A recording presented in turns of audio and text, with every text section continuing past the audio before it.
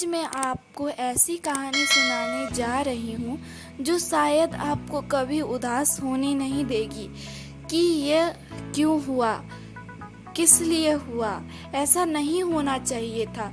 ये सारी बातें आपके दिमाग से बाहर निकल जाएगी जब आप ये कहानी सुनोगे तब। यह कहानी एक राजा और एक मंत्री की है। वो मंत्री बहुत ही बुद्धिमान और राजा का सबसे प्यारा मंत्री था।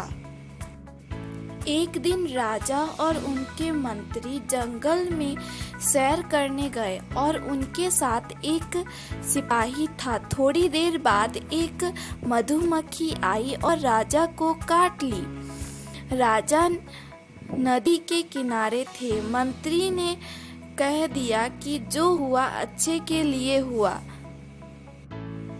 राजा को बहुत गुस्सा आया। वो बोले कि मुझे मधुमक्खी ने काट लिया है, इसमें क्या अच्छा हुआ। मंत्री जवाब नहीं दे पाया और राजा ने उसे कारागार में भिजवा दिया। अब जो सिपाही राजा के साथ था वो मंत्री को कारागार भिजवाने चला गया। राजा ठहरे अकेले। राजा जंगल के और अंदर चले गए। थोड़ी देर बाद राजा को कुछ आदिम मानव ने घेर लिया और राजा को ले गए बलि चढ़ाने। बलि देने से पहले राजा को अच्छे तरीके से देखा जाता है कि राजा को कुछ खरोच या कटा हुआ तो नहीं है, क्योंकि अगर ऐसा कुछ हुआ तो बलि नहीं चढ़ पाएगी और राजा को मधुमक्खी ने काटा था, इसलिए राजा को छोड़ दिया गया। राजा को मंत्री की बात याद आई। वो तुरंत मंत्री के पास गए और सारी बात बता दी।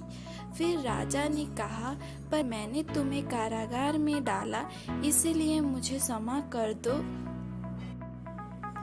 मंत्री ने कहा, मधुमक्खी ने आपको काटा था, मुझे और सिपाही को नहीं, इसीलिए जो हुआ अच्छे के लिए ही हुआ। हमें हमेशा यही सोचना चाहिए कि जो हुआ अच्छे के लिए हुआ।